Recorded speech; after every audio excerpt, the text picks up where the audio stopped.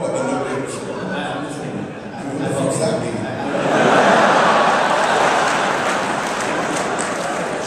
I just want to know, which one's your favorite movie that you worked on? If you have a favorite. My favorite, hands down, is Clerks 2. I love Clerks 2 the best. It's so weird to say it, too, like when you got one, and that's the other thing, the older I get, I don't care about one saying anymore. I used to be like, well, I can't say which one I like the best while I have a movie in release, but I can totally say that.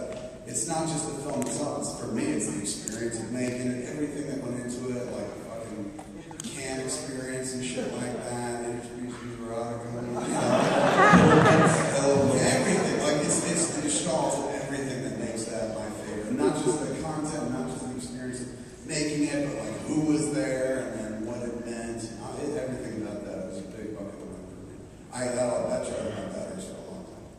And can you make fun of me? Just like one quick scene. That would be Tom Rickles, man. You're like, you fucking hockey punk. that'll do it. You know that? I like to make fun of people. I'm more, if I make fun of people, people are like, what about you, fat boy? I'm like, yeah, you're right. You got me on the podium. Can I share this with you? I love this organization. The cons, WonderCon, and San Diego Comic-Con International. This is my placard, and on the back of every placard it says, welcome to WonderCon, Kevin Smith, and there's a warning that says, please be aware that many members of your audience may be under the age of 18 years of age. But, because I'm here all the time, because they know me, they just taped over that.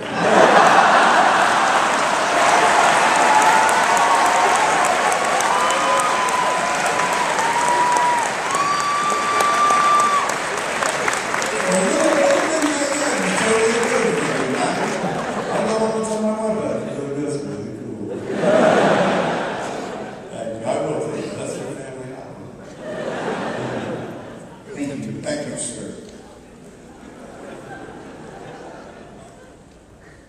Hi. Hey, man. What's up? Okay, so I'm here to talk So I have 3 really quick questions. Okay. Do you know about the game that you just released? Did I know who?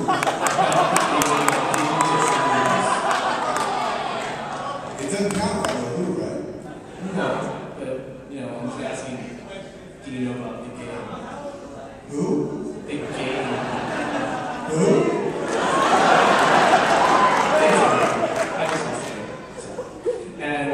Did I lose? Yeah. Really? And real quick, I was wondering, I haven't seen my friend's birthday. His name's Michael. I was wondering if you could sing happy birthday to him. His name's Michael? Yeah, he turned 21 today. Did he really? Stand up, son. Yeah, that's right.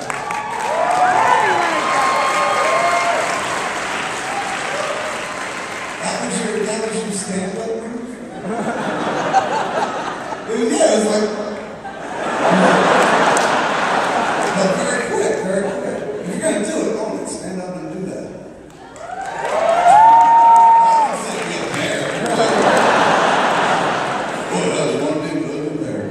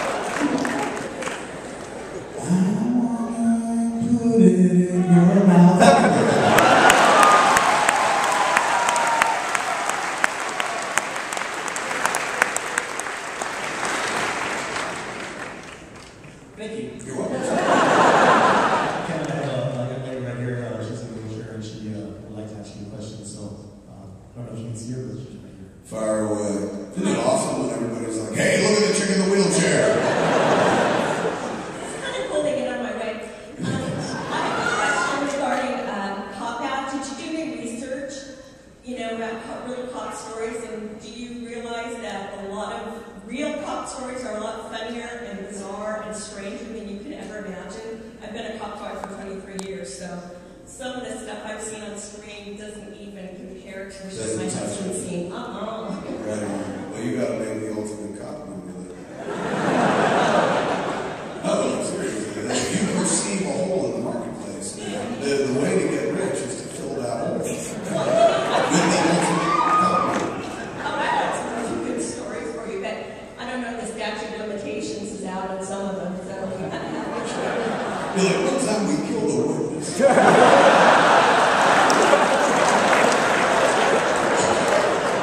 And it was funny. Well, wait, it wasn't. It was really sad. But wait, what's the first question? Oh, just how much research you did. How much research? You know, did you talk to cops and ask them what's We talked to cops. We had there's a dude in the movie, a dude named Troy, who I met while we were making the flick, who's in the shot, you know, when they cut to the interrogation room scene in the beginning, cut to Bruce on the other side of the glass, he's surrounded by cops. He's the taller one. And he was a detective and whatnot, so he hung out, he told us a lot of stuff. And pre-pro, we met a bunch of people and stuff. But I mean, at the end of the day, it wasn't like we weren't making CSI. You know? It's hardly a procedural and shit. I didn't know the questions I would have been asked. It's like, how stupid can a cop be before he's thrown off the force? Because we have a real idiot for a main character, you know? So it wasn't really a research kind of picture. But I talked to enough people. I mean, particularly we had to clear the idea of the Mexican gangs in New York, which everybody thought was ludicrous, but apparently is true. And then, you know, kind of get the tattoos right, something about that, because you could get a tattoo wrong and get killed. Warner Brothers kicked back names a few times. Main character's name was Po' Boy, and they were just like, oh, you can't call him Po' Boy. That's we could be sued. And we were like, why? And they're like, well, because Po' Boy is a sandwich.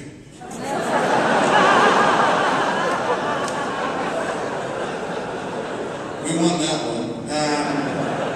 But yeah, it wasn't really a research picture for me, sorry to say. But you know what? It reminds me of a story that I was just talking about with Malcolm. It's so strange. I mean, it's a total tangent, but I was just thinking about cops.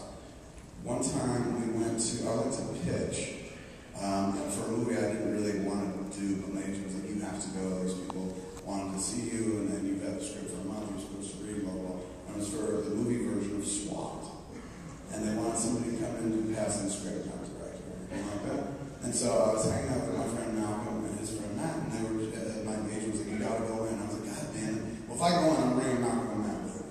And he's just like, I don't care, just make the meeting. So I go in, sit down, have the meeting, and I introduce Malcolm and Matt as my two friends who were detective lieutenants in the Buffalo Police Department.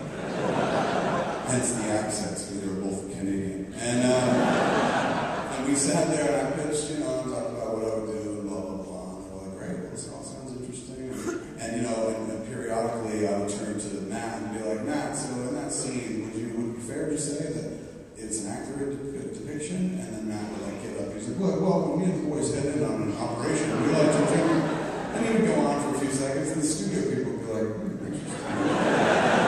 And there was one guy in a suit in the room who wasn't in the studio, it was the production company, Oliver Stone's production company. His name is Dan Halstead. Danny was sitting there looking at me the whole time going.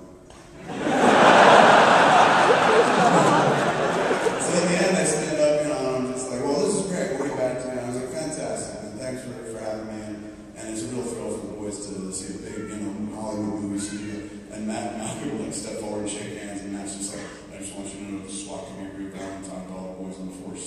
And they were like, good to know. Thank you so much, Sergeant. And then we left, and my agent called me. He's going like, are your friends cops in Buffalo? And I was like, no, man, that's Malcolm and Matt. He's like, Danny Halstead called me screaming, going, those two fucking idiots aren't cops in Buffalo. And I'm beginning to think they ain't a real filmmaker either. He just likes making friends. It just reminded me of that story. The whole, let's take a real cop's perspective, and, you know, it was that busy. We only knew from cops about